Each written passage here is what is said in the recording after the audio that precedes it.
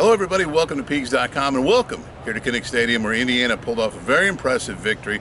Hard-fought battle against Iowa the entire way. Fernando Mendoza throws a 49-yard touchdown, catch and run to Elijah Surratt with less than 2 minutes to play, giving Indiana a 20-13 lead. They ended up winning 20-15 after a very interesting play to run out the clock. He is Matt Weaver from Peegs.com. He is Sammy Jacobs from Hoosier Huddle. I'm Jeff Rabjohns. We're going to go through a lot of plays here, a lot of results. Matt, I guess just give me your thoughts, first of all, big picture. Indiana didn't play well for a lot of that game on offense. Defense kept them in it. But just your thoughts on Indiana, all they had to go through. They're on the road. This is a tough place to get a win. Your thoughts on what Indiana did, just the perseverance. Yeah, I mean, let's be honest. They really hadn't been tested this year. So, even though, like Coach Signetti said after the game, you'd like to win these decisively, win going away. But I think these games can be really valuable, really beneficial as the season goes along. Because listen, if you want to go where you want to go, and that's ultimately the college football playoff, these are the kind of games you're gonna be playing in, and there's not a whole lot of blowouts when you get up to that level. So, the perseverance, gritty. I think I said going into this game for Iowa to have a chance, they really need to control the ball. And at one point, I think it was like almost 10 minutes more possession time. I think Indiana might have evened it up a little bit closer than that. But give Iowa credit; they did what they had to do. They on defense. They brought the house. It seemed like almost every play, and gave Indiana some problems. But hey, when they needed to, Fernando Mendoza made a great throw. Elijah Surratt broke a tackle and did what he does. He went and scored a touchdown. Yeah, Sammy, your thoughts on that last play, considering the struggles that Indiana had, just being able to throw the ball, especially like anything of significance downfield.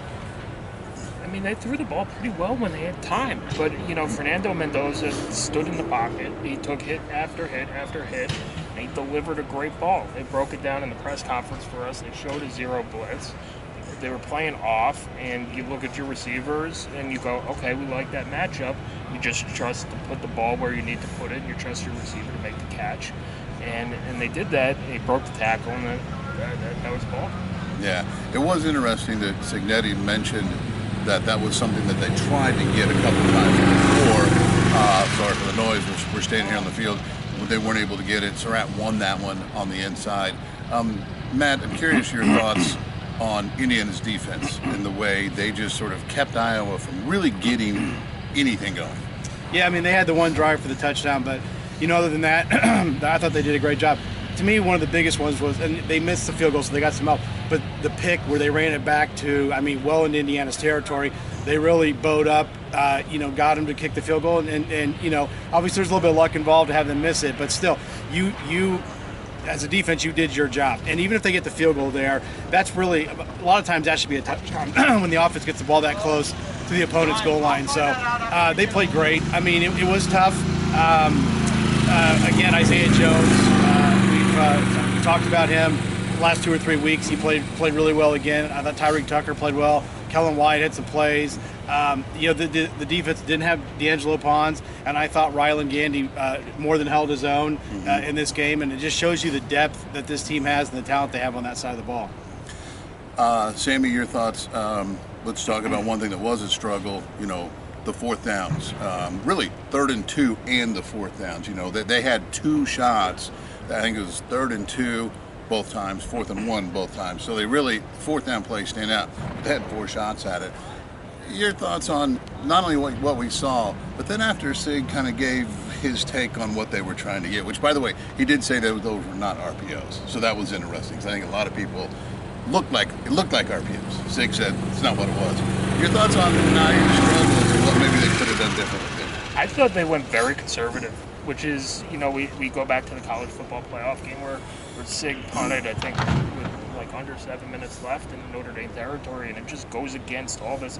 We're aggressive and physical and relentless, and they ran it up the middle twice on 4th down and didn't get it. Where maybe maybe they didn't feel they had enough time for play action, or they were running Hemby on the outside well, and Kalon Black got a few nice runs on the outside too.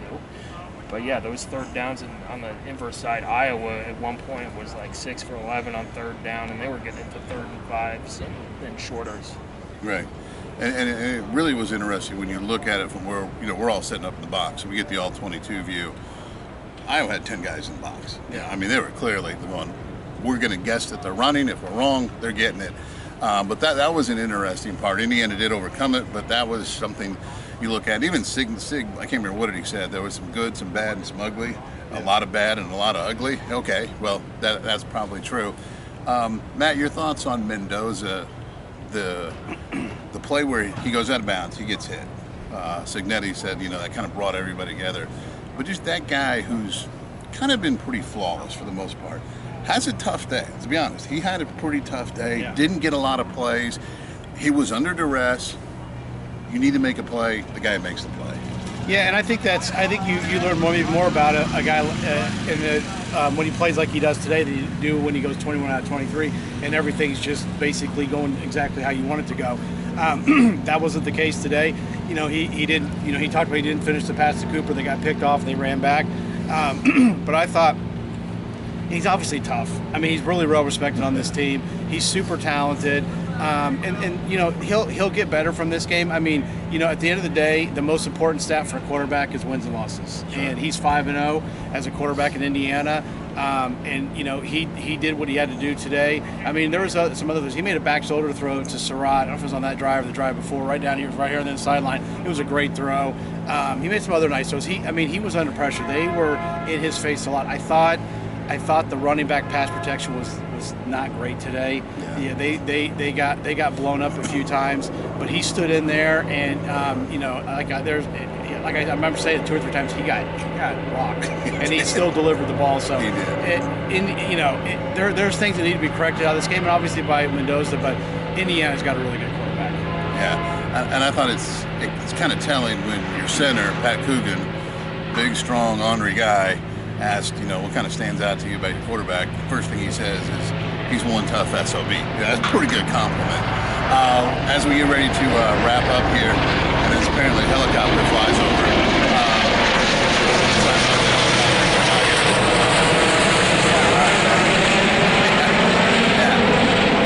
Sammy gets helicoptered in and out of places. But let's wrap up with this. Sammy, final thought, thing that sticks out to you, whichever way you want to go with that. I think Indiana stole a win. There were a lot of coaching misfires by Signetti. You had the timeout with 6 seconds left before the end of the third quarter, where the play clock was running down, and you kind of looked like that they were just going to let the quarter run out. Didn't ultimately come back to bite you, and then the silent count. I think Iowa started timing that up early. Yeah. It was something that Buck and Don pointed out on the radio call, and they timed it up well, and that's why there was a lot of pressure.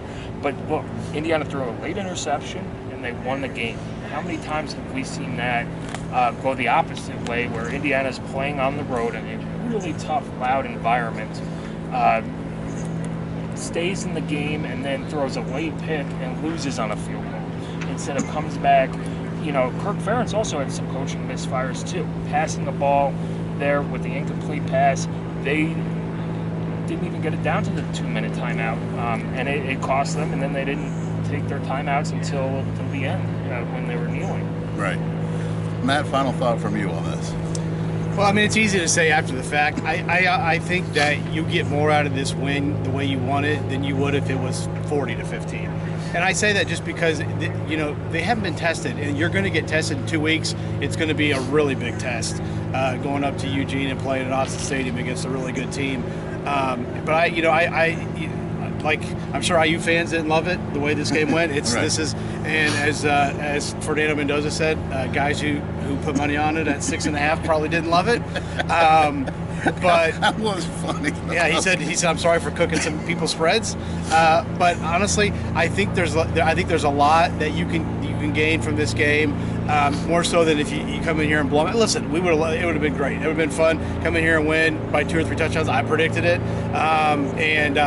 But these kind of games is where, and Pat Coogan said, that you learn about your team. Aiden Fisher said, you learn about each other, and I think they learned a lot, and they learned that they're a tough team. You know, we know they can win the games where you score 40 or 50 points. Can they win the games where you're not firing and you got to win with field goals and defense and special teams? And they did that today. Yeah, I agree. My big takeaway is this: Indiana's 5-0. They just won a really tough game at a tough place to go get a win, where they messed up 2 fourth downs. They could have gotten a field goal that they didn't get. They throw a late pick. A lot of things went against them. They still found a way to win. And as you know really well, I use history as full of them making mistakes and losing games. This is the opposite. And Indiana also, last week, they won 63-10 over Illinois, a team that beat USC today. You know, Indiana's resume is starting to look pretty daggum good. So for me, the resiliency, what the resume is starting to look like, those are the biggest things. But for Sammy Jacobs from Hoosier Huddle, for Matt Weaver from Peegs.com, I'm Jeff Rabjohns. We'll have a lot more coming up on Peegs.com here in the next couple days. Thanks for watching.